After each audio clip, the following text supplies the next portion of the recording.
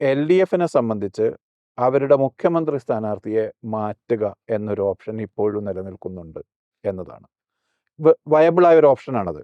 ആ ആ അഭിപ്രായത്തിലേക്ക് അല്ലെങ്കിൽ ആ ഒരു തീരുമാനത്തിലേക്ക് അവർ പോകുമോ എന്നല്ല. ആൻറ്റി ഇൻകംബൻസി എന്നത് പിണറായി എന്ന മുഖ്യമന്ത്രിക്കെതിരെ ആയിത്തീരുകയും എൽ ഡി എഫ് സർക്കാരിനെതിരെയല്ല, അത് പിണറായി എന്ന വ്യക്തിഗത മുഖ്യമന്ത്രിക്കെതിരെ ആണ് എന്ന അവസ്ഥയുണ്ടോ എന്ന് ഈ സർവേകളുടെ സൂക്ഷ്മാംശങ്ങൾ നോക്കിയാൽ നമുക്ക് മനസ്സിലാകും. എന്നാൽ അപ്പുറത്തത് വലിയൊരു പ്രതിസന്ധിയാണ്. അപ്പുറത്ത് വി ഡി സതീശനാണ് പ്രൊജക്ഷൻ കിട്ടുന്നത്, അദ്ദേഹത്തിനാണ് ജനപിന്തുണ.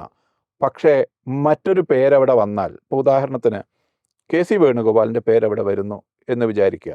അവർ ഞങ്ങളിൽ ആരുമാകും, ഒരു പക്ഷേ കെ സി വേണുഗോപാലോ വേണുഗോപാലും ആകാം എന്നൊരു ഇംപ്രഷൻ യു ഡി എഫിൽ നിന്ന് വരുന്ന നിമിഷം ആ മുന്നണി പരാജയപ്പെട്ടു പോകും.